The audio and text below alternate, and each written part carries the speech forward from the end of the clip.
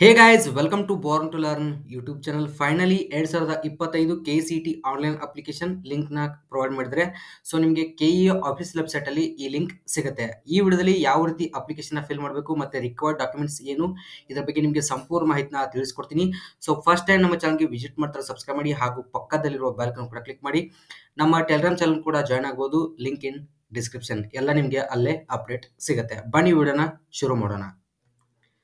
Description ಬಾಕ್ಸಲ್ಲಿ ನಿಮಗೆ link ಕೊಟ್ಟಿರ್ತೀನಿ, ಆ ಲಿಂಕ್ ಮೇಲೆ ಕ್ಲಿಕ್ ಮಾಡಿ. ಇಲ್ಲಿ ನಿಮಗೆ ಕೆಇ ಆಫೀಸಿಯಲ್ ವೆಬ್ಸೈಟಲ್ಲಿ ಸಿಗುತ್ತೆ. UGCET 2025 ಅಪ್ಲಿಕೇಶನ್ ಲಿಂಕ್ ಅಂತ ಇರುತ್ತೆ. ಇಲ್ಲಿ ಕ್ಲಿಕ್ ಮಾಡಿದಾಗ ನಿಮಗೆ ಈ ರೀತಿ ಇಂಟರ್ಫೇಸ್ ಬರುತ್ತೆ.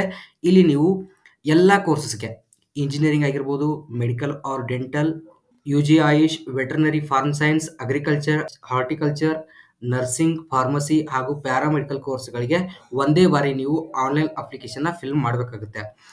ಮತ್ತೊಂದು ಏನಂದರೆ, ಇಲ್ಲಿ UG ನೀಟ್ ಯಾರೆಲ್ಲ ಅಪ್ಲೈ ಮಾಡ್ತೀರಾ, ನೀವು ನೀಟ್ ಎಕ್ಸಾಮಿನೇಷನ್ ಕೂಡ ಬರೀಬೇಕಾಗುತ್ತೆ. ನೀಟ್ ಎಕ್ಸಾಮ್ ಬರೆದು ಇಲ್ಲಿ ಆನ್ಲೈನ್ ಅಪ್ಲಿಕೇಶನ್ ಫಿಲ್ ಮಾಡಿದಾಗ ನೀವು ಅಲ್ಲೂ ಕೂಡ ಆಪ್ಷನ್ ಎಂಟ್ರಿ ಪ್ರೊಸೆಸ್ಸಲ್ಲಿ ಭಾಗವಹಿಸ್ಬೋದು. ನೀಟ್ ಆಲ್ ಓವರ್ ಇಂಡಿಯಾ ಇರುತ್ತೆ, ಅಲ್ಲೂ ಕೂಡ ಅಪ್ಲೈ ಮಾಡ್ಬೋದು ಮತ್ತು ಅಲ್ಲೂ ಕೂಡ ನೀವು ಭಾಗವಹಿಸ್ಬೋದು.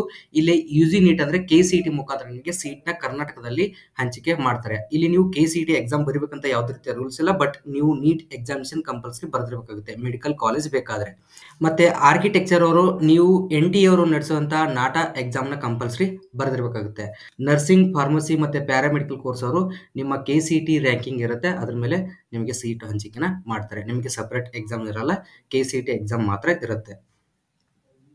ಮತ್ತು ಫಾರ್ಮ್ ಸೈನ್ಸ್ ಯಾರೆಲ್ಲ ನಿಮ್ಮ ಕೃಷಿ ಕೋಟಾ ಏನಾದರೂ ಇದ್ದರೆ ನಿಮಗೆ ಫಾರ್ಮ್ ಸೈನ್ಸ್ ಸಪ್ರೇಟ್ ಎಕ್ಸಾಮ್ ಇರುತ್ತೆ, ಅಗ್ರಿಕಲ್ಚರ್ ಎಕ್ಸಾಮ್, ಅದನ್ನು ನೀವು ಬರೀಬೇಕಾಗುತ್ತೆ. ಇಲ್ಲಿ ಆನ್ಲೈನ್ ಅಪ್ಲಿಕೇಶನ್ ಫಿಲ್ ಮಾಡುವಾಗ ಅದನ್ನು ಕಂಪಲ್ಸರಿ ನೀವು ಸೆಲೆಕ್ಟ್ ಮಾಡಲೇಬೇಕು. ನೀವು ಆನ್ಲೈನ್ ಅಪ್ಲಿಕೇಶನ್ ಫಿಲ್ ಮಾಡೋಕ್ಕಿಂತ ಮುಂಚೆ ಈ ಡಾಕ್ಯುಮೆಂಟ್ಸ್ ನಿಮ್ಮ ಹತ್ರ ಇರಬೇಕಾಗುತ್ತೆ.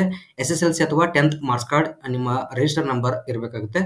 ಡೇಟ್ ಆಫ್ ಬರ್ತ್ನ ಫೆಚ್ ಮಾಡಲಿಕ್ಕೆ ಅದು ಬೇಕಾಗುತ್ತೆ. ನಿಮ್ಮ ಡೀಟೇಲ್ಸ್ ಏನಿರುತ್ತೆ ಎಲ್ಲ ಅದರಲ್ಲಿ ಅವರು ಅಪ್ಡೇಟ್ ಮಾಡಿರ್ತಾರೆ. ಸೊ ನಿಮ್ಮ ರಿಜಿಸ್ಟ್ರೇಷನ್ ನಂಬರ್ನ ಎಂಟ್ರ್ ಮಾಡಿದ್ರೆ ಆಟೋಮೆಟಿಕ್ಕಾಗಿ ಬರುತ್ತೆ. ನೆಕ್ಸ್ಟ್ ಒಂದು ಸೆಕೆಂಡ್ PUC ಮಾರ್ಕ್ಸ್ ಕಾರ್ಡ್ ಇರಬೇಕಾಗುತ್ತೆ in case of previous year students.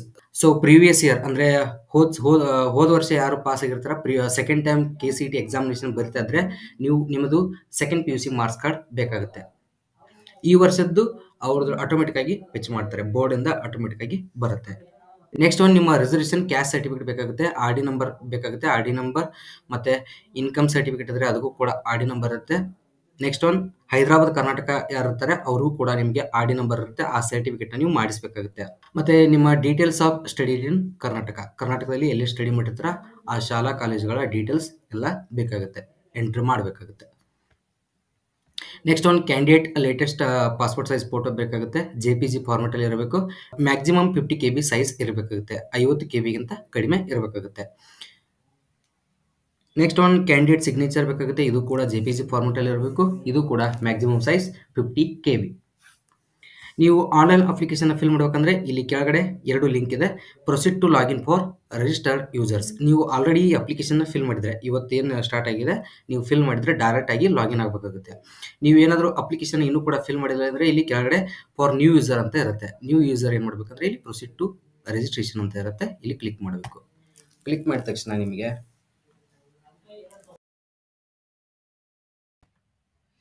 ಇಲ್ಲಿ ಮೊದಲನೇದಾಗಿ ನೀವು ಹೌದು ಅಥವಾ ಇಲ್ಲ ಅಂತ ಚೂಸ್ ಮಾಡಬೇಕಾಗುತ್ತೆ. ನೀವೇನಾದರೂ ಕರ್ನಾಟಕ ಸ್ಟೇಟ್ ಬೋರ್ಡಲ್ಲಿ SSLCನ ಕಂಪ್ಲೀಟ್ ಮಾಡಿದರೆ ಹೌದು ಅಂತ ಕ್ಲಿಕ್ ಮಾಡಬೇಕು, ಇಲ್ಲ ಅಂದರೆ ಅಲ್ಲಿ ನೋ ಅಂತ ಆಪ್ಷನ್ ಇದಲ್ವ ಅದನ್ನು ಚೂಸ್ ಮಾಡಬೇಕಾಗುತ್ತೆ. KSEAB ಅಂತ ಬೋರ್ಡ್ ಇರುತ್ತಲ್ಲ ಆ ಬೋರ್ಡಲ್ಲಿ ನೀವು ಓದಿರಬೇಕಾಗುತ್ತೆ. ಹೌದು ಅಂತ ಕೊಟ್ಟ ತಕ್ಷಣ ನಿಮ್ಮ SSLC ರಿಜಿಸ್ಟ್ರೇಷನ್ ನಂಬರ್ನ ಎಂಟ್ರ್ ಮಾಡಲಿಕ್ಕೆ ಕೇಳುತ್ತೆ. ಇಲ್ಲಿ ನಿಮ್ಮ SSLC ನಂಬರ್ನ ಎಂಟ್ರ್ ಮಾಡಬೇಕು. ನಿಮ್ಮ ಹಾಲ್ ಟಿಕೆಟ್ ನಂಬರ್ ಅಥವಾ SSLC ರಿಜಿಸ್ಟ್ರೇಷನ್ ನಂಬರ್ನ ಎಂಟರ್ ಮಾಡಿ ವೆರಿಫೈ ಅಂತ ಕ್ಲಿಕ್ ಮಾಡಿ.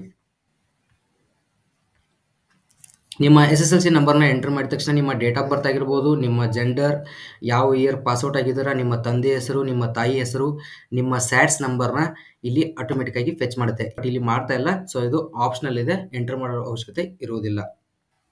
ಸೊ ಇಲ್ಲಿ ನಿಮ್ಮ ಕ್ವಾಲಿಫಿಕೇಷನ್ ಎಂಟರ್ ಮಾಡಬೇಕಾಗುತ್ತೆ. ಸೆಕೆಂಡ್ PUC 12th ಸ್ಟ್ಯಾಂಡರ್ಡ್ ಅಂತ ಕೊಡಬೇಕಾಗುತ್ತೆ. ಸೊ ನೆಕ್ಸ್ಟ್ ಒಂದು ನಿಮ್ಮ ನ್ಯಾಷನಾಲಿಟಿನ ಸೆಲೆಕ್ಟ್ ಮಾಡಬೇಕಾಗುತ್ತೆ. ಇಂಡಿಯನ್ ಆಗಿದ್ರೆ ಇಂಡಿಯನ್ ಅಥವಾ ಬೇರೆ ಆಗಿದ್ದರೆ ಅಲ್ಲಿ ಮತ್ತೊಂದು ಆಪ್ಷನ್ ಇದೆ, ಅದನ್ನ ಚೂಸ್ ಮಾಡಬೇಕಾಗುತ್ತೆ. ನೆಕ್ಸ್ಟ್ ಒಂದು ನಿಮ್ಮ ಇಮೇಲ್ ಐ ಡಿನ ಎಂಟರ್ ಮಾಡಬೇಕಾಗುತ್ತೆ. ದಯವಿಟ್ಟು ಇಲ್ಲಿ ಕರೆಕ್ಟೆಡ್ ಇಮೇಲ್ ಐ ಡಿನ ಕೊಡಿ. ನೆಕ್ಸ್ಟ್ ನೀವು ಲಾಗಿನ್ ಆದಾಗ ಮತ್ತೆ ಯಾವುದಾದ್ರೂ ಅಪ್ಲಿಕೇಶನ್ ಡೌನ್ ಮಾಡ್ಬೇಕಂದ್ರೆ ಅವಾಗ ನಿಮ್ಮ ಇಮೇಲ್ ಐ ಡಿ ಬೇಕಾಗುತ್ತೆ, ಅವಶ್ಯಕತೆ ತುಂಬ ಇರುತ್ತೆ. ಸೊ ಸರಿಯಾದ ಇಮೇಲ್ ಐ ಡಿನ ಇಲ್ಲಿ ಕೊಡಬೇಕಾಗುತ್ತೆ. ನೆಕ್ಸ್ಟ್ ಒನ್ ಇಲ್ಲಿ ನಿಮ್ಮ ಮೊಬೈಲ್ ಸಂಖ್ಯೆನ ಎಂಟರ್ ಮಾಡಬೇಕಾಗುತ್ತೆ. ನೀವು ಮೊಬೈಲ್ ಸಂಖ್ಯೆನ ಎಂಟರ್ ಮಾಡಿದ ತಕ್ಷಣ ನಿಮ್ಮ ಮೊಬೈಲ್ಗೆ ಒಂದು ಒ ಟಿ ಪಿ ಹೋಗುತ್ತೆ. ಆ ಒ ಟಿ ಪಿನ ಇಲ್ಲಿ ಎಂಟರ್ ಮಾಡಬೇಕಾಗುತ್ತೆ ಫಾರ್ ವೆರಿಫಿಕೇಶನ್. ನಿಮ್ಮದೇ ಮೊಬೈಲ್ ನಂಬರ್ ಅಂತ ವೆರಿಫೈ ಮಾಡಲಿಕ್ಕೆ ಅಲ್ಲಿ ಒ ಟಿ ಪಿ ಬರುತ್ತೆ. ಆ ಒ ಟಿ ಪಿನ ಇಲ್ಲಿ ಎಂಟರ್ ಮಾಡಬೇಕಾಗುತ್ತೆ. ಒ ಟಿ ಪಿನ ಎಂಟರ್ ಮಾಡಿದ ತಕ್ಷಣ ಇಲ್ಲಿ ನೀವು ಕೆಳಗಡೆ ಪಾಸ್ವರ್ಡ್ನ ಸೆಟ್ ಮಾಡಬೇಕಾಗುತ್ತೆ. ಗೊತ್ತಿರೋಂಥ ಒಂದು ಪಾಸ್ವರ್ಡ್ನ ಎಂಟರ್ ಮಾಡಬೇಕಾಗುತ್ತೆ. ನೆಕ್ಸ್ಟ್ ಅದನ್ನು ಕನ್ಫರ್ಮ್ ಮಾಡಬೇಕಾಗುತ್ತೆ. ಇಲ್ಲಿ ನಿಮ್ಮ ಪಾಸ್ವರ್ಡ್ ಸೈಜ್ ಫೋಟೋನ ಅಪ್ಲೋಡ್ ಮಾಡಬೇಕಾಗುತ್ತೆ. ಇಲ್ಲಿ ಮತ್ತೊಂದು ಕೊಟ್ಟಿದ್ದಾರೆ, ಏನಂದರೆ ವೈಟ್ ಬ್ಯಾಕ್ಗ್ರೌಂಡ್ ಇರಬೇಕಂತ ಕೊಟ್ಟಿದ್ದಾರೆ. ಸೊ ಅದನ್ನು ನೀವು ಮೊಬೈಲಲ್ಲಿ ಬೇಕಾದರೆ ಎಡಿಟ್ ಮಾಡ್ಕೋಬೋದು, ಎಲ್ಲವೂ ಚೇಂಜ್ ಮಾಡ್ಬೋದು. ಸೊ ನೀವು ಆ ಅಪ್ಲಿಕೇಶನ್ನ ಡೌನ್ ಮಾಡಿಕೊಂಡು ಮಾಡ್ಬೋದು. ಬ್ಯಾಕ್ಗ್ರೌಂಡ್ ಚೇಂಜರ್ ಅಂತ ಇರುತ್ತೆ, password size photo background changer ಅಂತ ಕೊಟ್ಟರೆ ನಿಮಗೆ ಆನ್ಲೈನಲ್ಲಿ ಎಲ್ಲ ಚೇಂಜ್ ಮಾಡ್ಕೊರುತ್ತೆ. ಸೊ ವೈಟ್ ಬ್ಯಾಕ್ಗ್ರೌಂಡ್ ಅಂತ ಅಪ್ಲೋಡ್ ಮಾಡಬೇಕಾಗುತ್ತೆ. ಚೂಸ್ ಫೈಲ್ ಕೊಟ್ಟು ಆ ಫೋಟೋನ ನೀವು ಸೆಲೆಕ್ಟ್ ಮಾಡಬೇಕಾಗುತ್ತೆ. ನಿಮ್ಮ ಫೋಟೋನ ಎಂಟರ್ ಮಾಡಿದ ತಕ್ಷಣ ಇಲ್ಲಿ ಕ್ಯಾಪ್ಚರ್ ಟೆಕ್ಸ್ಟ್ ಇರುತ್ತೆ, ಕೆಳಗಡೆ ನಂಬರ್ ಶೋ ಆಗಿದ್ರಲ್ಲ ಆ ನಂಬರ್ನ ಇಲ್ಲಿ ಎಂಟರ್ ಮಾಡಬೇಕಾಗುತ್ತೆ. B6 8T2. ಇಲ್ಲಿ ರಿಜಿಸ್ಟರ್ ಅಂತ ಆಪ್ಷನ್ ಇದೆ ಅಲ್ವಾ, ಇಲ್ಲಿ ಕ್ಲಿಕ್ ಮಾಡಬೇಕು. ನಿಮಗೆ ಒಂದು ಪಾಪಪ್ ಬರುತ್ತೆ, ಏನಂದರೆ the online registration is completed ಅಂತ ಬರುತ್ತೆ. ನಿಮ್ಮ ಯೂಸರ್ ಐ ಡಿ ಬರುತ್ತೆ, ಮತ್ತು ಪಾಸ್ವರ್ಡ್ ನೀವು ಯಾವುದು ಪಾಸ್ವರ್ಡ್ ಕೊಟ್ಟಿರ್ತಾರೆ ಆ ಪಾಸ್ವರ್ಡ್ ಇಲ್ಲಿ ಸೇವ್ ಆಗಿರುತ್ತೆ. ಅದನ್ನು ನೀವು ಈ ಯೂಸರ್ ಐ ಡಿ ಮತ್ತು ಆ ಪಾಸ್ವರ್ಡ್ನ ಎಂಟರ್ ಮಾಡಿ ಪ್ರತಿ ಸಲ ಲಾಗಿನ್ ಆಗಬೇಕಾಗುತ್ತೆ. ಇದನ್ನು ಸ್ಕ್ರೀನ್ಶಾಟ್ ಅಥವಾ ಇದನ್ನು ಫೋಟೋ ತಗೊಂಡು ನೀವು ಇಟ್ಕೋಬೇಕಾಗುತ್ತೆ ನಿಮ್ಮ ಹತ್ರ. ನಿಮ್ಮ ಮೊಬೈಲ್ ನಂಬರ್ಗೂ ಕೂಡ ಈ ನಂಬರ್ ಬಂದಿರುತ್ತೆ, ಯಾವುದೇ ರೀತಿಯ ತೊಂದರೆ ಇಲ್ಲ. ಸೊ ಇದನ್ನು ಸೇವ್ ಮಾಡಿ ಇಟ್ಕೋಬೇಕು, ನೆಕ್ಸ್ಟ್ ಲಾಗಿನ್ ಆಗುವಾಗ ಬೇಕಾಗುತ್ತೆ. ಇಲ್ಲಿ ನಿಮಗೆ ಲಾಗಿನ್ ಐ ಡಿ ಏನಿರುತ್ತೆ ಆ ಲಾಗಿನ್ ಐ ಡಿ ಇಲ್ಲಿ ಕಾಪಿ ಮಾಡಿದ್ದೀನಲ್ವ ಅದನ್ನು ಪೇಸ್ಟ್ ಮಾಡಬೇಕು. ಇಲ್ಲಿ ಮತ್ತೊಂದು ಆಪ್ಷನ್ ಇದೆ, login using O T P, login using face login ಅಂತ ಇರುತ್ತೆ. ಮತ್ತು ಹೊಸ ಬಳಕೆದಾರ ಅಂದರೆ ನ್ಯೂ ಯೂಸರ್ ಇದ್ದರೆ ಅಲ್ಲಿ ಮತ್ತೆ ಕ್ಲಿಕ್ ಮಾಡಬೇಕಾಗುತ್ತೆ. ನೀವೇನಾದರೂ ಪಾಸ್ವರ್ಡ್ನ ಮರೆತರೆ ಇಲ್ಲಿ ಫಾರ್ಗಟ್ ಪಾಸ್ವರ್ಡ್ ಇರುತ್ತೆ, ಅದನ್ನು ಕ್ಲಿಕ್ ಮಾಡಿ ನೀವು ಮತ್ತೆ ನಿಮ್ಮ ಪಾಸ್ವರ್ಡ್ನ ಅಥವಾ ಅಕೌಂಟ್ನ ಮತ್ತೊಮ್ಮೆ ಪಡಿಬೋದು. ಅಲ್ಲಿ ಬರುತ್ತೆ, ನಿಮ್ಮ ಅಪ್ಲಿಕೇಶನ್ ನಂಬರ್ನ ಕೂಡ ಮರೆತಿದ್ರು ಕೂಡ ನಿಮಗೆ ಸಿಗುತ್ತೆ. ಸೊ ಯಾವುದೇ ರೀತಿಯ ತೊಂದರೆ ಇಲ್ಲ. ನೆಕ್ಸ್ಟ್ ನೀವು ಪಾಸ್ವರ್ಡ್ನ ಯಾವುದನ್ನು ಪಾಸ್ವರ್ಡ್ ಕೊಟ್ಟಿರ್ತಾರೆ ಆ ಪಾಸ್ವರ್ಡ್ನ ಇಲ್ಲಿ ಎಂಟರ್ ಮಾಡಿ. ಇಲ್ಲಿ ಕ್ಯಾಪ್ಚರ್ ಟೆಕ್ಸ್ಟ್ ಇರುತ್ತೆ, ಕೆಳಗಡೆ ಆ ಟೆಕ್ಸ್ಟ್ನ ಎಂಟರ್ ಮಾಡಬೇಕು. Login using O T P ಅಂತ ಕೊಡಬೇಕಾಗುತ್ತೆ. ನಿಮ್ಮ ಮೊಬೈಲ್ ಸಂಖ್ಯೆಗೆ ಒಂದು ಒ ಟಿ ಪಿ ಬರುತ್ತೆ, ಆ ಒ ಟಿ ಪಿನ ಇಲ್ಲಿ ಎಂಟರ್ ಮಾಡಿ.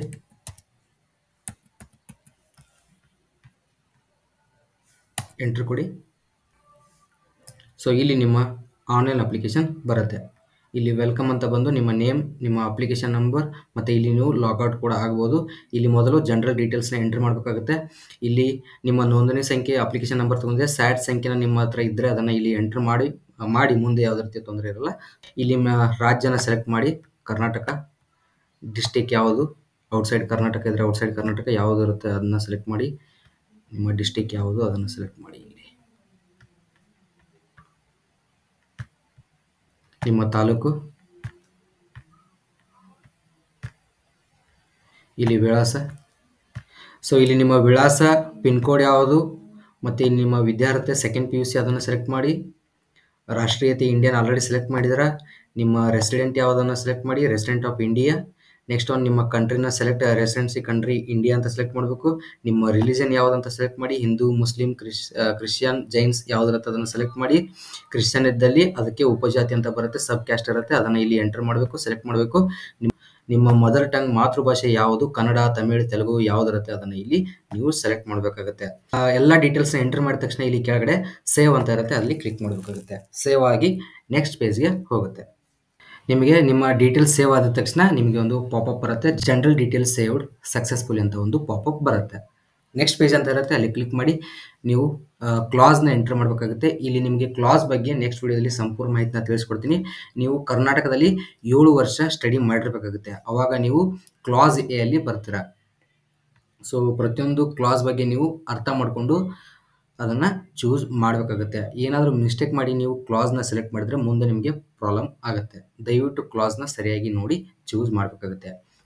ಇಲ್ಲಿ ಫಸ್ಟ್ ಒಂದು ಕ್ವೆಶ್ಚನ್ ಏನಿದೆ, do you claim seats under NRI ward? ನೀವು NRI ಬರಲ್ಲ. NRI ಅದು ಹೊರದೇಶದ ಸ್ಟೂಡೆಂಟ್ಸ್ಗೆ ಮಾತ್ರ ಇದಿರುತ್ತೆ, ಎಲಿಜಿಬಿಲಿಟಿ ಇರುತ್ತೆ. ನಿಮಗೆ ಅದು ಎಲಿಜಿಬಲ್ ಇರಲ್ಲ. ನೀವು ಇಲ್ಲ ಅಂತ ಕ್ಲಿಕ್ ಮಾಡಬೇಕಾಗುತ್ತೆ. Next one, total years of study in Karnataka. So ನೀವು ಎಷ್ಟು ವರ್ಷ ಕರ್ನಾಟಕದಲ್ಲಿ ಸ್ಟಡಿ ಮಾಡಿದ್ರೆ ಅಂತ ಕೇಳುತ್ತೆ. ಇಲ್ಲಿ ನೀವು ಇಯರ್ನ ಸೆಲೆಕ್ಟ್ ಮಾಡಬೇಕಾಗುತ್ತೆ. ಇಯರ್ನ ಸೆಲೆಕ್ಟ್ ಮಾಡಬೇಕು. ನೀವು 12 ವರ್ಷ ಕರ್ನಾಟಕದಲ್ಲಿ ಸ್ಟಡಿ ಮಾಡಿದರೆ 12 ವರ್ಷ ಹಾಕ್ಬೋದು. ಸೊ ಎಷ್ಟಿರುತ್ತೆ ಅಷ್ಟು ಹಾಕಬೇಕಾಗುತ್ತೆ. ಮಿನಿಮಮ್ 7 ಇಯರ್ಸ್ ಕಂಪ್ಲೀಟ್ ಮಾಡಿರಬೇಕು ನೀವು ಕರ್ನಾಟಕದಲ್ಲಿ, ಆವಾಗ ಕ್ಲಾಸೇ ಬರ್ತೀರಾ. ಓಕೆ, 12 ಆದರೆ 12 ವರ್ಷ ಅಂತ ಸೆಲೆಕ್ಟ್ ಮಾಡಿ. ಇಲ್ಲಿ ನೀವು ನಿಮ್ಮ ಅರ್ಹತಾ ಪರೀಕ್ಷೆ PUC ಫಸ್ಟ್ ಇಯರ್ ಯಾವ ಬೋರ್ಡಲ್ಲಿ ನೀವು ಎಕ್ಸಾಮ್ ಬರೆದಿದ್ರೆ ಅದನ್ನು ಚೂಸ್ ಮಾಡಬೇಕಾಗುತ್ತೆ.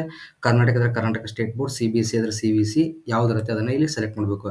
ನೆಕ್ಸ್ಟ್ ಒನ್, ನಿಮ್ಮ second PUC qualifying exam board ಯಾವುದಿರುತ್ತೆ ಅದನ್ನು ಸೆಲೆಕ್ಟ್ ಮಾಡಬೇಕಾಗುತ್ತೆ. PU ಕರ್ನಾಟಕ ಅಥವಾ ಕರ್ನಾಟಕ ಬೋರ್ಡ್ ಯಾವುದಿರುತ್ತೆ ಅದನ್ನು ಸೆಲೆಕ್ಟ್ ಮಾಡಿ, ಸ್ಟೇಟ್ ಬೋರ್ಡ್ ಅಂತ. ನೆಕ್ಸ್ಟ್ ಒನ್, ನಿಮ್ಮ PUC ರಿಜಿಸ್ಟ್ರೇಷನ್ ನಂಬರ್ನ ಇಲ್ಲಿ ಎಂಟರ್ ಮಾಡಬೇಕಾಗುತ್ತೆ. ಇದು ಓನ್ಲಿ ಫಾರ್ ಪ್ರೀವಿಯಸ್ ಇಯರ್ ಯಾರು ಎಕ್ಸಾಮ್ನ ಬರೆದಿರ್ತಾರೆ, KCET ಎಕ್ಸಾಮ್ ಬರೆದಿರ್ತಾರೆ ಅವ್ರಿಗೆ ಮಾತ್ರ ಇದು ಈ ಒಂದು ಟ್ಯಾಬ್ ಬರುತ್ತೆ.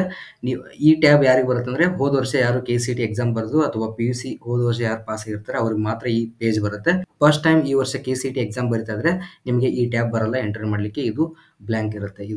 ಇದರಲ್ಲಿ ನಿಮಗೆ ಎಂಟರ್ ಮಾಡಲಿಕ್ಕೆ ಏನೂ ಬರೋದಿಲ್ಲ. ಸೊ ಇಲ್ಲಿ ನೀವು ಅದನ್ನು ಎಂಟರ್ ಮಾಡಬೇಕಾಗುತ್ತೆ, ನಿಮ್ಮ ರಿಜಿಸ್ಟ್ರೇಷನ್ ನಂಬರ್ನ. ನೆಕ್ಸ್ಟ್ ಒನ್, ಇಲ್ಲಿ PUC ತೇರ್ಗಡೆ ಆದ ವರ್ಷ ಯಾವ ಇಯರ್ ನೀವು PUC ಕಂಪ್ಲೀಟ್ ಮಾಡಿರ್ತಾರೆ ಅದನ್ನು ಇಲ್ಲಿ ಎಂಟರ್ ಮಾಡಬೇಕಾಗುತ್ತೆ.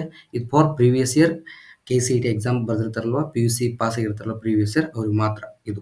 ಇಲ್ಲಾಂದರೆ ಈ ವರ್ಷ ಪಾಸ್ ಆಗಿದ್ರೆ ಬರಲ್ಲ, ಇದೆಲ್ಲ ಎಂಟರ್ ಮಾಡೋ ಅವಶ್ಯಕತೆ ಇರುವುದಿಲ್ಲ. ನೆಕ್ಸ್ಟ್ ಒನ್, ಯಾವ ಡಿಸ್ಟ್ರಿಕ್ಟಲ್ಲಿ ನಿಮ್ಮ ಸೆಕೆಂಡ್ PUCನ ಕಂಪ್ಲೀಟ್ ಮಾಡಿದ್ರೆ ಅಂತ ಕೇಳುತ್ತೆ, ಅದನ್ನು ಎಂಟರ್ ಮಾಡಬೇಕಾಗುತ್ತೆ. ಹಿಂದಿನ ವರ್ಷ ನಾಟ ಎಕ್ಸಾಮ್ ಏನಾದರೂ ಬರೆದಿದ್ರೆ ಅಂತ ಕೇಳುತ್ತೆ. ಇಲ್ಲಿ ಎಸ್ ಅಂತ ಕೊಡಬೇಕಾಗುತ್ತೆ ನೀವೇನಾದರೂ ಬರೆದಿದ್ರೆ, ಇಲ್ಲಾಂದರೆ ನೋ ಅಂತ ಕ್ಲಿಕ್ ಮಾಡಬೇಕು. ನೆಕ್ಸ್ಟ್ ಒನ್, ನಿಮ್ಮ ಹೋದ ವರ್ಷ CET ಅಡ್ಮಿಷನ್ ಟಿಕೆಟ್ ನಂಬರ್ ಇರುತ್ತಲ್ವ ಅದನ್ನು ಇಲ್ಲಿ ಎಂಟ್ರ್ ಮಾಡಬೇಕಾಗುತ್ತೆ. ಹಾಜರಾದ ವರ್ಷ ಯಾವುದು, ಇಯರ್ ಆಫ್ KCET ಎಕ್ಸಾಮ್ ಯಾವ ವರ್ಷ ಬರೆದಿರ್ತಾರೆ ಅದನ್ನು ಕೂಡ ಇಲ್ಲಿ ಎಂಟ್ರ್ ಮಾಡಬೇಕಾಗುತ್ತೆ. ನೀವು CET ಅಥವಾ ನೀಟ್ ನೀವು CET ನೀಟ್ ನಾಟ ಅಡಿಯಲ್ಲಿ ಸೀಟು ಪಡೆದು ಕಾಲೇಜಿಗೆ ವರದಿ ಮಾಡಿಕೊಂಡಿದ್ರೆ ಅಂತ ಕೇಳುತ್ತೆ. ಹೌದು ಇದ್ರೆ ಹೌದು, ಇಲ್ಲಾಂದರೆ ಇಲ್ಲ ಅಂತ ಸೆಲೆಕ್ಟ್ ಮಾಡಬೇಕು. ಇಲ್ಲಿ ಪ್ರವರ್ಗ ಕ್ಲಾಸ್ ಇರುತ್ತೆ. ಈ ಕ್ಲಾಸ್ ಬಗ್ಗೆ ನಿಮಗೆ ಒಂದು ಬ್ರೌಚರ್ ಕೊಟ್ಟಿದ್ದಾರೆ. ಆ ಬ್ರೌಚರಲ್ಲಿ ಎಲ್ಲ ಇನ್ಫಾರ್ಮೇಷನ್ ಇದೆ. So class A minimum 7 years ಯಾರು ಕರ್ನಾಟಕದಲ್ಲಿ ಸ್ಟಡಿ ಮಾಡಿರ್ತಾರೆ ಅವರು ಕ್ಲಾಸ್ ಎನ ಚೂಸ್ ಮಾಡಬೇಕಾಗುತ್ತೆ. ನಿಮ್ಮ ತಂದೆ ಅಥವಾ ತಾಯಿ 7 ವರ್ಷ ಕಲಿತು ನೀವೇನಾದರೂ ಬೇರೆ ರಾಜ್ಯದಲ್ಲಿ ಇಂತಿಷ್ಟು ವರ್ಷ ಕಲ್ತಿದ್ರೆ ಅಲ್ಲಿ ಕ್ಲಾಸ್ ಬಿ ಅಂತ ಬರುತ್ತೆ. ಸೊ ಮತ್ತು ನಿಮ್ಮ ಮಾತೃಭಾಷೆ ಮದರ್ ಟಂಗ್ ಏನಿರುತ್ತೆ ಅದ್ರ ಮೇಲೆ ಕೂಡ ಡಿಪೆಂಡ್ ಆಗಿರುತ್ತೆ. ಸೊ ಪ್ರತಿಯೊಂದು ಕ್ಲಾಸ್ನ ನೀವು ನೋಡಿಕೊಂಡು ಚೂಸ್ ಮಾಡಬೇಕಾಗುತ್ತೆ. ಯಾವುದೇ ಕಾರಣಕ್ಕೂ ಕ್ಲಾಸ್ನ ಸೆಲೆಕ್ಟ್ ಮಾಡುವಲ್ಲಿ ಮಿಸ್ಟೇಕ್ ಮಾಡ್ಕೋಬೇಡಿ. ಮೈಗ್ರೇಟೆಡ್ ಸ್ಟೂಡೆಂಟ್ಸ್ ಅವರು ಕೂಡ ಕ್ಲಾಸ್ ಚೇಂಜ್ ಇರುತ್ತೆ. ಸೊ ಎಲ್ಲವೂ ಪ್ರತಿಯೊಂದು ಕ್ಲಾಸ್ ಬಗ್ಗೆ ನೀವು ಓದ್ಕೊಂಡು ನೆಕ್ಸ್ಟ್ ವಿಡಿಯೋದಲ್ಲಿ ಅದ್ರ ಬಗ್ಗೆ ನಿಮಗೆ ಇನ್ಫಾರ್ಮೇಷನ್ ತಿಳಿಸ್ತೀನಿ, ಕ್ಲಾಸ್ನ ಯಾವ ರೀತಿ ಸೆಲೆಕ್ಟ್ ಮಾಡ್ಬೇಕೇನಂತ. ಇವಾಗ ಜಸ್ಟ್ ನೋಡ್ಕೊಳ್ಳಿ. ಸೊ ಕ್ಲಾಸ್ ಎ ಜಾಸ್ತಿ ಸ್ಟೂಡೆಂಟ್ಸು ಬರೋದು ಕ್ಲಾಸ್ ಎ ಅಲ್ಲಿ. ಸೊ ನಾನು ಕ್ಲಾಸ್ ಎ ಸೆಲೆಕ್ಟ್ ಮಾಡ್ತೀನಿ. ಸೊ ನಮ್ಮದು ಕೂಡ ಕ್ಲಾಸ್ ಎ. ಎಲ್ಲವೂ ಡೀಟೇಲ್ಸ್ನ ಫಿಲ್ ಆದಮೇಲೆ ಇಲ್ಲಿ ಉಳಿಸು ಅಂತ ಇರುತ್ತೆ, ಸೇವ್ ಅಂತ ಇರುತ್ತೆ, ಅಲ್ಲಿ ಕ್ಲಿಕ್ ಮಾಡಬೇಕು. ನಿಮ್ಮ ಡೀಟೇಲ್ಸ್ ಎಲ್ಲ ಸೇವ್ ಆಗಿದೆ ಅಂತ ಒಂದು ಪಾಪಪ್ ಬರುತ್ತೆ. ನೆಕ್ಸ್ಟ್ ಒಂದು ನೀವು ನಿಮ್ಮ ರೆಸರ್ವೇಷನ್ ಎಲ್ಲ ಸೆಲೆಕ್ಟ್ ಮಾಡಬೇಕಾಗುತ್ತೆ. ಬಿಟ್ಟು ನಿಮ್ಮ ಜನರಲ್ ಮೆರಿಟ್ ಕೋಟಾ ಬಿಟ್ಟು ನಿಮ್ಮದು ಕ್ಯಾಸ್ಟ್ ಯಾವುದಿರುತ್ತೆ, 2A 2B SC ST category 1 ಯಾವುದಾದ್ರೂ ಕ್ಯಾಸ್ಟ್ ಆಗಿದ್ದರೆ ಆ ಕ್ಯಾಸ್ಟ್ ಮೇಲೆ ನೀವು ನಿಮ್ಮ ಕ್ಯಾಸ್ಟ್ ಇರುತ್ತಲ್ವ ಸರ್ಟಿಫಿಕೇಟು, ಆ ಕ್ಯಾಸ್ಟ್ ಸರ್ಟಿಫಿಕೇಟ್ RD ಸಂಖ್ಯೆನ ಎಂಟರ್ ಮಾಡಿ ನೀವು ರಿಸರ್ವೇಷನ್ನ ಫಿಲ್ ಮಾಡಬೇಕಾಗುತ್ತೆ. ಇಲ್ಲಿ do you want to claim category other than the general merit ಬಿಟ್ಟು ಎಲ್ಲರೂ ಪ್ರತಿಯೊಬ್ಬರಿಗೂ ಜನರಲ್ ಮೆರಿಟಲ್ಲಿ ಸೀಟ್ ಅಲಾಟ್ ಮಾಡ್ತಾರೆ. ಜೊತೆಗೆ ನಿಮ್ಮ ಕ್ಯಾಸ್ಟ್ ಯಾವಿರುತ್ತೆ ಆ ಕ್ಯಾಸ್ಟ್ ಮೇಲೆ ಕೂಡ ಸೀಟ್ನ ಅಲಾಟ್ ಮಾಡ್ತಾರೆ. ಸೊ ಅದಕ್ಕೆ ನಿಮ್ಮ ಕ್ಯಾಸ್ಟ್ ಏನು ಸರ್ಟಿಫಿಕೇಟ್ ಇರುತ್ತೆ ಆ ಸರ್ಟಿಫಿಕೇಟ್ನ RD ನಂಬರ್ನ ಇಲ್ಲಿ ಎಂಟರ್ ಮಾಡಬೇಕಾಗುತ್ತೆ. ಹೌದು ಅಂತ ಪ್ರತಿಯೊಬ್ಬರು ಕೊಡಬೇಕು. ಜನರಲ್ ಮೆರಿಟ್ ಸ್ಟೂಡೆಂಟ್ಸು ಬಿಟ್ಟು ಕರ್ನಾಟಕದಲ್ಲಿ SC ST category 1 2A 2B 3A ಎಲ್ಲ ವಿದ್ಯಾರ್ಥಿಗಳು ಇಲ್ಲಿ ಎಂಟ್ರಿ ಮಾಡಬೇಕಾಗುತ್ತೆ. ಹೌದು ಅಂತ ಕೊಡಬೇಕಾಗುತ್ತೆ. ಹೌದು ಅಂತ ಕೊಟ್ಟಾಗ ಅಲ್ಲಿ RD ಸಂಖ್ಯೆನ ಕೇಳುತ್ತೆ. ಇಲ್ಲಿ ನಿಮ್ಮ RD ನಂಬರ್ನ ಎಂಟ್ರಿ ಮಾಡಬೇಕಾಗುತ್ತೆ.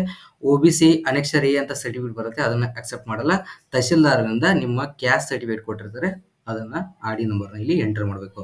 RD ನಂಬರ್ನ ಎಂಟರ್ ಮಾಡಿ ಚೆಕ್ ಕೊಟ್ಟಾಗ ಅದು ಆಟೋಮೆಟಿಕ್ಕಾಗಿ ನಿಮ್ಮ ಡೀಟೇಲ್ಸ್ನ ಫೆಚ್ ಮಾಡಿ ಅವರಿಗೆ ಕೊಡುತ್ತೆ. ನೆಕ್ಸ್ಟ್ ಒಂದು ಅದೇ ರೀತಿ ನೀವು 1ನೇ ತರಗತಿಯಿಂದ 10ನೇ ತರಗತಿವರೆಗೂ ಕರ್ನಾಟಕದಲ್ಲಿ ಸ್ಟಡಿ ಮಾಡಿದರೆ ಕರ್ನಾಟಕದಲ್ಲಿ ಸ್ಟಡಿ ಮಾಡಿ ಕನ್ನಡ ಮಾಧ್ಯಮದಲ್ಲಿ ನೀವೇನಾದರೂ ಸ್ಟಡಿ ಮಾಡಿದರೆ ಅವಾಗ ಹೌದು ಅಂತ ಕ್ಲಿಕ್ ಮಾಡಬೇಕು. ಅಲ್ಲಿ ನಿಮ್ಮ ಸ್ಕೂಲಲ್ಲಿ ಒಂದು ಸರ್ಟಿಫಿಕೇಟ್‌ನ ಕೊಡ್ತಾರೆ. ಕನ್ನಡ ಮೀಡಿಯಂ ಸ್ಟಡಿ ಮಾಡಿದಾನಂತೆ. ಆ ಸರ್ಟಿಫಿಕೇಟ್‌ನ ನೀವು ಸಬ್ಮಿಟ್ ಮಾಡಬೇಕಾಗುತ್ತೆ. ಆನ್‌ಲೈನ್ ವೆರಿಫಿಕೇಷನ್ ಡಾಕ್ಯುಮೆಂಟ್ಸ್ ಒಳಗ. ಇಲ್ಲಿ ಆರ್.ಡಿ ನಂಬರ್ ಅದಕ್ಕೇನು ಇರಲ್ಲ. ಅದನ್ನ ಎಂಟರ್ ಮಾಡೋ ಅವಶ್ಯಕತೆ ಇರುವುದಿಲ್ಲ. ಸೊ ಆ ಟೈಮಲ್ಲಿ ನೀವು ಆ ಡಾಕ್ಯುಮೆಂಟ್‌ನ ಕೊಡಬೇಕಾಗುತ್ತೆ. ಆನ್‌ಲೈನ್ ವೆರಿಫಿಕೇಷನ್ ಇರುತ್ತಲ್ಲ ಅವಾಗ. ನೆಕ್ಸ್ಟ್ ಒನ್, ನೀವು ಮೈನಾರಿಟಿ ಏನಾದರೂ ಅಪ್ಲೈ ಮಾಡ್ತೀರಾ ಅಂತ ಕೇಳುತ್ತೆ. ಹೌದು ಇದ್ರೆ ಹೌದು, ಇಲ್ಲ ಅಂದ್ರೆ ಇಲ್ಲ ಅಂತ ಕೊಡಬೇಕಾಗುತ್ತೆ. ನೆಕ್ಸ್ಟ್ ಒನ್, ನಿಮ್ಮ ಕುಟುಂಬದ ವಾರ್ಷಿಕ ಆದಾಯ annual income less than 8 lac ಇದ್ರೆ ಅವಾಗ ನೀವು ಎಲಿಜಿಬಲ್ ಇರ್ತೀರಾ. ಇನ್ಕಮ್ ಏನಿರುತ್ತೆ ಬೆನಿಫಿಟ್ಸ್ ಇರುತ್ತೆ ಅದಕ್ಕೆ ಎಲಿಜಿಬಲ್ ಇರ್ತೀರಾ. ಅವಾಗ ನೀವು ಹೌದು ಅಂತ ಕ್ಲಿಕ್ ಮಾಡಿ ನಿಮ್ಮ ಆರ್.ಡಿ ನಂಬರ್ ಇರುತ್ತೆ. ಇನ್ಕಮ್ ಅಲ್ಲಿ ನಿಮ್ಮ ಇನ್ಕಮ್ ಸರ್ಟಿಫಿಕೇಟ್ ಇರುತ್ತಲ್ವ, ಆರ್.ಡಿ ನಂಬರ್ ಇರುತ್ತೆ. ಆರ್.ಡಿ ನಂಬರ್ನ ಇಲ್ಲಿ ಎಂಟರ್ ಮಾಡಬೇಕಾಗುತ್ತೆ. ಎಂಟರ್ ಮಾಡಿ ಚೆಕ್ ಅಂತ ಕೊಡಬೇಕು.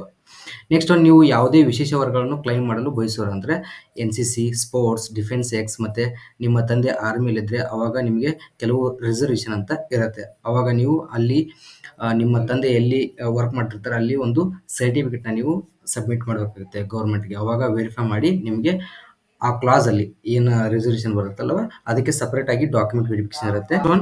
ನೆಕ್ಸ್ಟ್ ಒನ್ 371J ಅಂತ ಬರುತ್ತೆ. ಕಲ್ಯಾಣ ಕರ್ನಾಟಕ ಅಂದರೆ ಹೈದರಾಬಾದ್ ಕರ್ನಾಟಕದಲ್ಲಿ ನೀವೇನಾದರೂ ಆಗಿದ್ರೆ ಅವಾಗ ನಿಮಗೆ ಒಂದು ತಹಸೀಲ್ದಾರರಿಂದ ಒಂದು ಸರ್ಟಿಫಿಕೇಟ್ ಕೊಟ್ಟಿರ್ತಾರೆ 371J ಅಂತ. ಹೌದು ಅಂತ ಕ್ಲಿಕ್ ಮಾಡಿದರೆ ಅಲ್ಲಿ ನೀವು ಆರ್.ಡಿ ನಂಬರ್ನ ಎಂಟರ್ ಮಾಡಬೇಕಾಗುತ್ತೆ. ನೀವೇನಾದರೂ ಹೈದರಾಬಾದ್ ಕರ್ನಾಟಕ ಅಲ್ಲ ಅಂದರೆ ಇಲ್ಲ ಅಂತ ಕ್ಲಿಕ್ ಮಾಡಬೇಕಾಗುತ್ತೆ. ನೆಕ್ಸ್ಟ್ ಒನ್, ನೀವು 1ನೇ ತರಗತಿಯಿಂದ 10ನೇ ತರಗತಿವರೆಗೆ ಕರ್ನಾಟಕದ ಗ್ರಾಮೀಣ ಪ್ರದೇಶದಲ್ಲಿ ಅಂದರೆ ಹಳ್ಳಿಗಳಲ್ಲಿ, ಸಿಟಿ ಬಿಟ್ಟು ಹಳ್ಳಿಗಳಲ್ಲಿ ಯಾರು 1ನೇ ತರಗತಿಯಿಂದ 10ನೇ ತರಗತಿಯವರೆಗೆ ಯಾರು ಸ್ಟಡಿ ಮಾಡಿರ್ತಾರೆ ನಿಮಗೆ ಗ್ರಾಮೀಣದಲ್ಲಿ ರಿಸರ್ವೇಷನ್ ಇರುತ್ತೆ. ಇಲ್ಲೂ ಕೂಡ ನಿಮಗೆ ಸೀಟು ಹಂಚಿಕೆ ಮಾಡ್ತಾರೆ. ಹೌದು ಅಂತ ಕೊಟ್ಟು ಇದಕ್ಕೂ ಕೂಡ ಆರ್.ಡಿ ನಂಬರ್ ಇರಲ್ಲ. ಅಲ್ಪಸಂಖ್ಯಾತ ಮೀಸಲಾತಿ ಅಂದರೆ ನೀವು ಮೈನಾರಿಟಿ ಏನಾದರೂ ಕ್ಲೈಮ್ ಮಾಡ್ತಾರೆ ಅಂತ ಕೇಳ್ತಾರೆ.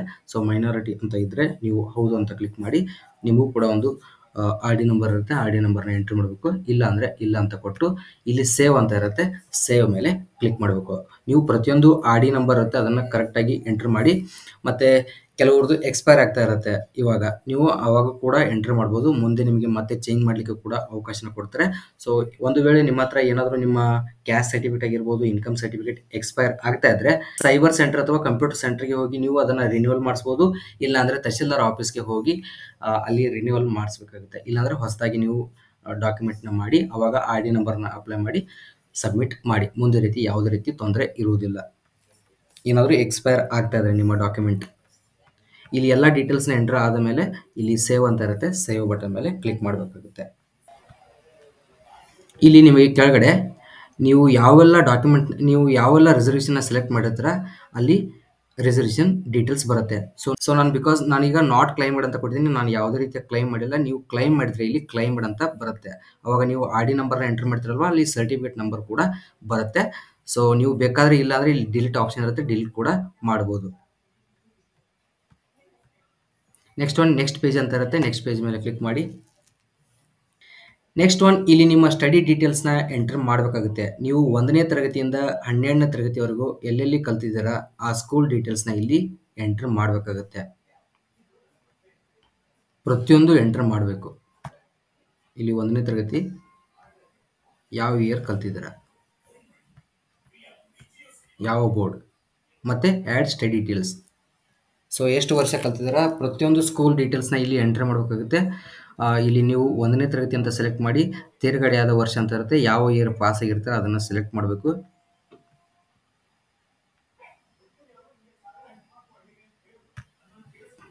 ಯಾವ ಬೋರ್ಡ್, ಕರ್ನಾಟಕ ಸ್ಟೇಟ್ ಬೋರ್ಡ್ ಅಂತ ಸೆಲೆಕ್ಟ್ ಮಾಡಬೇಕಾಗುತ್ತೆ. ಶೈಕ್ಷಣಿಕ ಜಿಲ್ಲೆ ಯಾವುದಂತ ಸೆಲೆಕ್ಟ್ ಮಾಡಬೇಕು.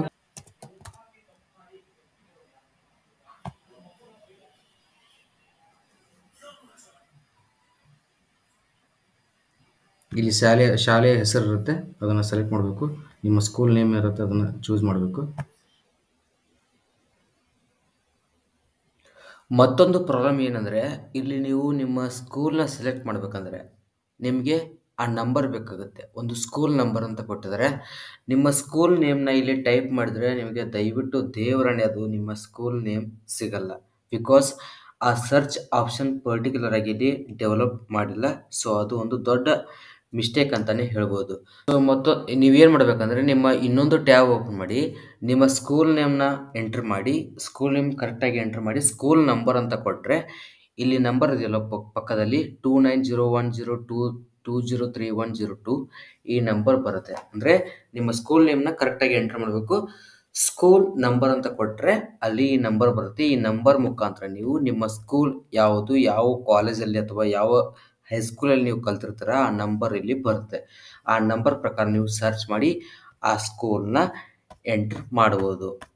ಸೊ ಪ್ರತಿಯೊಂದು 1ನೇ ತರಗತಿಯಿಂದ 12ನೇ ತರಗತಿವರೆಗೂ ನೀವು ಯಾವ ಸ್ಕೂಲಲ್ಲಿ ಯಾವ ಕಾಲೇಜಲ್ಲಿ ಸ್ಟಡಿ ಮಾಡಿರ್ತೀರ ಅದನ್ನು ನೀವು ಸ್ಟಡಿ ಡೀಟೇಲ್ಸ್ನ ಎಂಟರ್ ಮಾಡಬೇಕಾಗುತ್ತೆ. ಅದೇ ರೀತಿ ನಿಮ್ಮ ಡಾಕ್ಯುಮೆಂಟ್ ವೆರಿಫಿಕೇಷನ್ ಆಗುತ್ತೆ. ಪ್ರತಿಯೊಂದು ಸ್ಕೂಲ್ ಇಂಪಾರ್ಟೆಂಟ್. ನೀವು ಪ್ರತಿಯೊಂದು ಸ್ಕೂಲಲ್ಲಿ ಚೇಂಜ್ ಮಾಡ್ತಾ ಇದ್ರೆ 1ನೇ ತರಗತಿ ಒಂದು ಸ್ಕೂಲು, 2ನೇ ತರಗತಿಯಲ್ಲಿ ಒಂದು ಸ್ಕೂಲು, ಈ ರೀತಿ ಚೇಂಜ್ ಮಾಡಿದ್ರು ಕೂಡ ನೀವು ಪ್ರತಿಯೊಂದು ಸ್ಕೂಲ್ನ ಅಲ್ಲಿ ಎಂಟರ್ ಮಾಡಬೇಕಾಗುತ್ತೆ. ಅವಾಗ ಮಾತ್ರ ಡಾಕ್ಯುಮೆಂಟ್ ವೆರಿಫಿಕೇಷನ್ ಕರೆಕ್ಟಾಗಿ ಆಗುವುದು.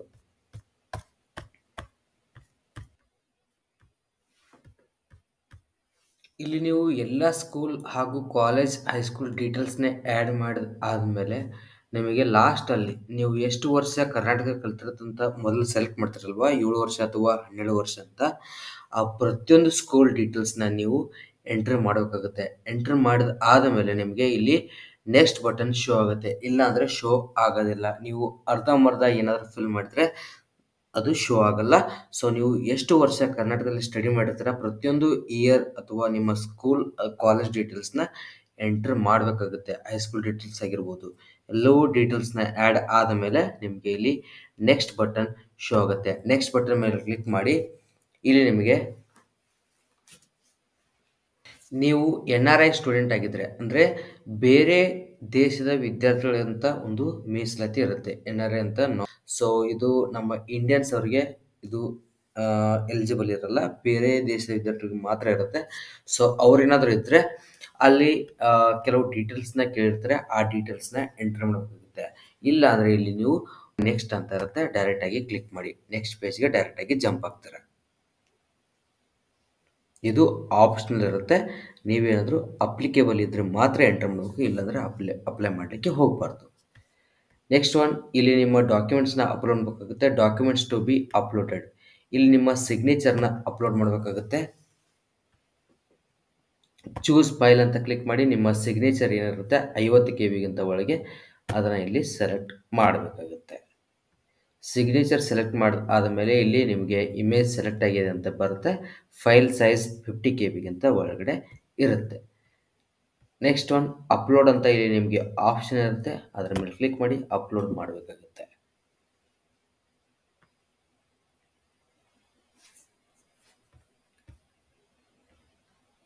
ಸಿಗ್ನೇಚರ್ ಫೈಲ್ ಅಪ್ಲೋಡೆಡ್ ಸಕ್ಸಸ್ಫುಲಿ ಅಂತ ಒಂದು ಪಾಪಪ್ ಬರುತ್ತೆ. ಇಲ್ಲಿ ಒಂದು ರೆಡ್ ಕಲರ್ ಹೈಲೈಟ್ ಮಾಡಿದರೆ, ಸೊ ನಾವು ಕೇಳಿರುವಂಥ ಡಾಕ್ಯುಮೆಂಟ್ಸ್ ಏನೇನಿರುತ್ತೆ ಅವೆಲ್ಲವೂ ಕೂಡ ಕಡ್ಡಾಯವಾಗಿ ನೀವು ಅಪ್ಲೋಡ್ ಮಾಡಬೇಕಾಗುತ್ತೆ. ನೆಕ್ಸ್ಟ್ ಒನ್ ಇಲ್ಲಿ ನೆಕ್ಸ್ಟ್ ಆಪ್ಷನ್ ಅಂತ ಇರುತ್ತೆ, ಇಲ್ಲಿ ನೆಕ್ಸ್ಟ್ ಮೇಲೆ ಕ್ಲಿಕ್ ಮಾಡಬೇಕು.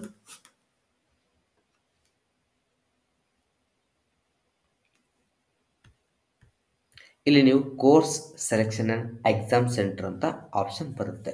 ನಾನು CET ಪರೀಕ್ಷೆಯನ್ನು ತೆಗೆದುಕೊಳ್ಳಲು ಬಯಸುತ್ತೇನೆ. ನಿಮಗೆ CET ಎಕ್ಸಾಮ್ ಬೇಕಾದರೆ ಎಸ್ ಅಂತ ಕ್ಲಿಕ್ ಮಾಡಬೇಕಾಗುತ್ತೆ. ನೀಟ್ ಅವರಾಗಿದ್ದರೆ ನೀಟ್ ಅವ್ರಿಗೆ ನಮಗೆ ಮೆಡಿಕಲ್ ಬೇಕಂದರೆ CET ಎಕ್ಸಾಮ್ ಬರೀಬೇಕಂತ ಯಾವುದೇ ರೀತಿ ರೂಲ್ ಇಲ್ಲ. ನೀವು ನೀಟ್ ಎಕ್ಸಾಮ್ ಬರೆದು ಇಲ್ಲಿ CET ಅಪ್ಲಿಕೇಶನ್ ಫಿಲ್ ಮಾಡಿದ್ರೆ ಓಕೆ, ಅಪ್ಲಿಕೇಶನ್ ಫಾರ್ಮ್ ಫಿಲ್ ಮಾಡಿದ್ರೆ ಓಕೆ, ನೀವು ಎಕ್ಸಾಮ್ ಬರೀಬೇಕಂತ ಏನಿಲ್ಲ. ಇಲ್ಲಿ ನೀವು ಎಸ್ ಅಂತ ಕ್ಲಿಕ್ ಮಾಡಿದ್ರೆ ಅಪ್ಲೈ ಅಂತ ಬರುತ್ತೆ.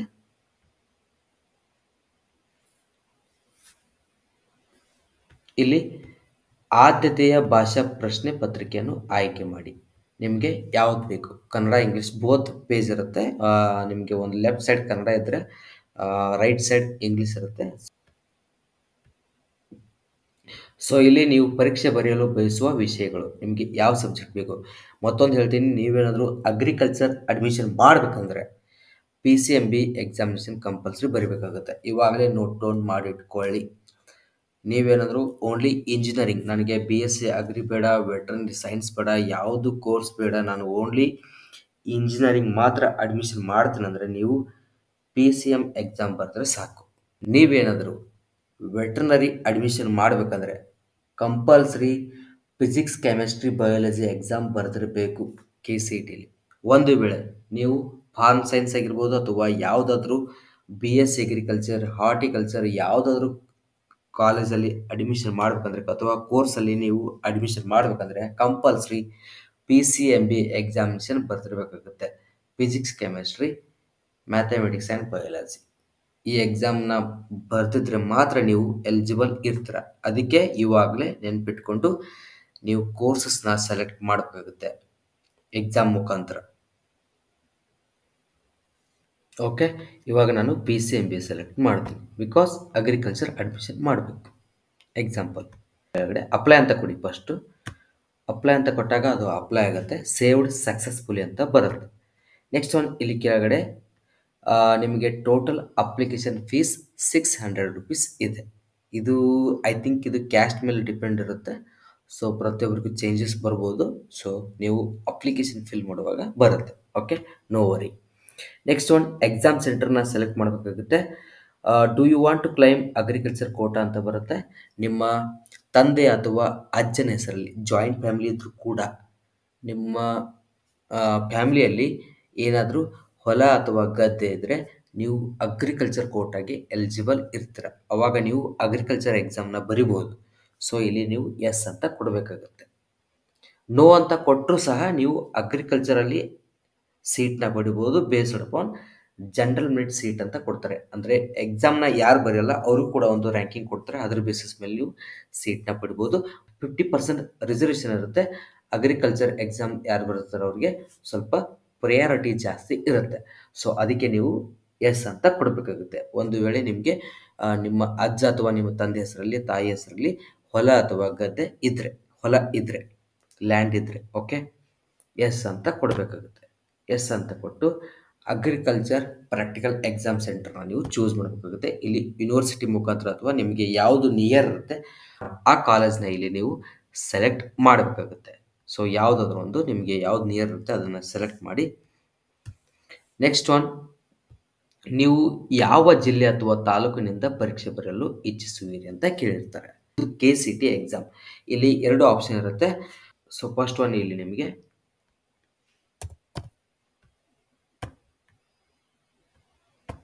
ಸೆಕೆಂಡ್ ಒನ್ ಕೂಡ ಸೆಲೆಕ್ಟ್ ಮಾಡಬೇಕಾಗುತ್ತೆ. ಎರಡರಲ್ಲಿ ಯಾವುದಾದ್ರು ಒಂದು ಜಿಲ್ಲೆಯಲ್ಲಿ ನಿಮಗೆ ಅಥವಾ ತಾಲೂಕಲ್ಲಿ ನಿಮಗೆ ಎಕ್ಸಾಮ್ ಬರಲಿಕ್ಕೆ ಅವಕಾಶ ಸಿಗತ್ತೆ.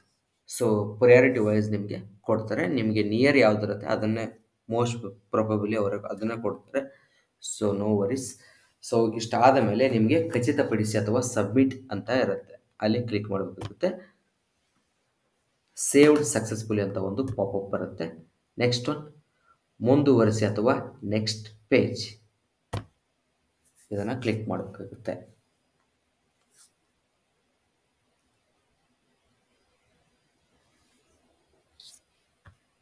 ಇದನ್ನು ಕ್ಲಿಕ್ ಮಾಡಿದ್ರೆ ನಿಮಗೆ ನಿಮ್ಮ ಪೇಮೆಂಟ್ ಡೀಟೇಲ್ಸ್ ಬರುತ್ತೆ. ನಿಮ್ಮ ಕ್ಯಾಂಡಿಡೇಟ್ ನೇಮ್, ಅಪ್ಲಿಕೇಶನ್ ನಂಬರ್ ಮತ್ತು ರೆಫರೆನ್ಸ್ ನಂಬರ್ ಹಾಗೂ ಅಮೌಂಟ್ ಎಷ್ಟು ಪೇ ಮಾಡಬೇಕಂತ. ಇಲ್ಲಿ ಪೇ ನೌ ಅಂತ ಇರುತ್ತೆ. ಪೇ ನೌ ಮೇಲೆ ಕ್ಲಿಕ್ ಮಾಡಬೇಕು. ಇಲ್ಲಿ ನಿಮಗೆ ಬ್ರೇಕಪ್ ಚಾರ್ಜಸ್ ಕೊಟ್ಟಿದ್ದಾರೆ, ಯಾವುದಕ್ಕೆ ಎಷ್ಟು. ಸೊ ನೀವು UPI ಮುಖಾಂತರ ಪೇ ಮಾಡ್ಬೋದು, ಅದು ಕೂಡ ಆಪ್ಷನ್ ಇದೆ. ಸೊ ಇನ್ನೊಂದು ಇಲ್ಲಿ ಇನ್ಫಾರ್ಮೇಷನ್ ಕೊಟ್ಟಿರ್ತಾರೆ ಏನಂದರೆ 2 ಟೈಮ್ಸ್ ನೀವು ಅಮೌಂಟ್ನ ಪೇ ಮಾಡಲಿಕ್ಕೆ ಹೋಗಬೇಡಿ. ಒಂದು ಸಲ ಫೇಲ್ ಆದರೆ ಆಟೋ ರಿಫಂಡ್ ಆಗೋವರೆಗೂ ವೇಟ್ ಮಾಡಿ. ರಿಫಂಡ್ ಆಗಲಿಲ್ಲ ಅಂದರೆ ರೆಸ್ಪೆಕ್ಟಿವ್ ಬ್ಯಾಂಕ್ ಯಾವುದಿರುತ್ತೆ ಅದಕ್ಕೆ ಕಾಲ್ ಮಾಡಿ ಅಥವಾ ಅಲ್ಲಿ ಬ್ಯಾಂಕ್ಗೆ ವಿಸಿಟ್ ಮಾಡಿ ನಿಮ್ಮ ಅಮೌಂಟ್ನ ರಿಫಂಡ್ ಮಾಡಿಸ್ಕೊಳ್ಳಿ. ಅದಾದ ಮೇಲೆ ನೀವು ಸೆಕೆಂಡ್ ಪೇಮೆಂಟ್ ಇರುತ್ತೆ ಅದನ್ನು ಮಾಡಿ. 2 ಟೈಮ್ಸ್ ಮಾಡಿದಾಗ KEA ನಿಮಗೆ ರಿಫಂಡ್ ಕೊಡುತ್ತೆ ಅಂತ ಭರವಸೆ ನನಗಂತೂ ಇಲ್ಲ. ಅವರು ಅದನ್ನೆಲ್ಲ ಮಾಡಲಿಕ್ಕೆ ಹೋಗಲ್ಲ. ಸೊ ನಿಮ್ಮ ಬ್ಯಾಂಕ್ ಜೊತೆಗೆ ನೀವು ಟಚ್ ಇರಬೇಕಾಗುತ್ತೆ. ಏನಾದರೂ ಫೇಲ್ಯೂರ್ಸ್ ಆದರೆ ಮೋಸ್ಟ್ ಪ್ರೊಬಬ್ಲಿ ಅದು ಫೇಲ್ಯೂರ್ಸ್ ಆಗಲ್ಲ, ಬಟ್ ಯಾವುದೇ ಕಾರಣಕ್ಕೂ ಫೇಲ್ಯೂರ್ ಆದಮೇಲೆ ಸ್ವಲ್ಪ ವೇಟ್ ಮಾಡಿ. ನಿಮ್ಮ ಅಮೌಂಟ್ ರಿಫಂಡ್ ಆದಮೇಲೆ ನೀವು ಮತ್ತೊಂದು ಪೇಮೆಂಟ್ ಮಾಡಿ. ಸೊ ಇನ್ನೂ ಕೂಡ ನಿಮಗೆ ಆನ್ಲೈನ್ ಅಪ್ಲಿಕೇಶನ್ನ ಪೇ ಮಾಡಲಿಕ್ಕೆ ಸಾಕಷ್ಟು ಟೈಮ್ ಇದೆ. ಸೊ ಸರಿಯಾಗಿ ನಿಮ್ಮ ಒಂದು ನಿರ್ಧಾರನ ಮಾಡಿಕೊಂಡು ಸರಿಯಾಗಿ ಯೋಚಿಸಿ ಆನ್ಲೈನ್ ಅಪ್ಲಿಕೇಶನ್ನ ಫಿಲ್ ಮಾಡಬೇಕಾಗುತ್ತೆ. ಯಾವುದೇ ಕಾರಣಕ್ಕೂ ದುಡುಕಬೇಡಿ. ಓಕೆ, ಮಿಸ್ಟೇಕ್ ಕೂಡ ಮಾಡಲಿಕ್ಕೆ ಹೋಗಬೇಡಿ. ಈ ವಿಡಿಯೋದಲ್ಲಿ ಇಷ್ಟೇ ಇರೋದು. ನಿಮಗೆ ಡಿಸ್ಕ್ರಿಪ್ಷನ್ ಬಾಕ್ಸಲ್ಲಿ ನಮ್ಮ ಟೆಲಿಗ್ರಾಮ್ ಗ್ರೂಪ್ ಲಿಂಕ್ ಕೊಟ್ಟಿರ್ತೀನಿ. ಜಾಯ್ನ್ ಆಗಿ. ಮತ್ತು ಇದೇ ರೀತಿ ನಿಮಗೆ KCT ಅಪ್ಡೇಟ್ಸ್ನ ಕೊಡ್ತಾ ಹೋಗ್ತೀನಿ. ಪ್ರೀವಿಯಸ್ ಇಯರ್ ಕೂಡ ಕೊಟ್ಟಿದ್ದೆ. ಸೊ ಪ್ರತಿ ವರ್ಷ ಇದೇ ರೀತಿ ಅಪ್ಡೇಟ್ಸ್ನ ಕೊಡ್ತಾ ಬಂದಿದ್ದೀನಿ. ಮುಂದೆ ಕೂಡ ನಿಮಗೆ ಕೊಡ್ತಾ ಹೋಗ್ತೀನಿ. ಏನೇ ಡೌಟ್ಸ್ ಇದ್ದರೂ ಕಮೆಂಟ್ ಮಾಡಿ, ನಾನು ನಿಮಗೆ ರಿಪ್ಲೈ ಮಾಡ್ತೀನಿ. ಓಕೆ ಫ್ರೆಂಡ್ಸ್, ಈ ವಿಡಿಯೋದಲ್ಲಿ ಇಷ್ಟೇ ಇರೋದು. ಈ ವಿಡಿಯೋ ನಿಮಗೆ ಇಷ್ಟ ಆದರೆ ಲೈಕ್ ಮಾಡಿ, ಶೇರ್ ಮಾಡಿ, ಸಬ್ಸ್ಕ್ರೈಬ್ ಮಾಡಿ ಹಾಗೂ press the bell icon for more updates. Bye bye.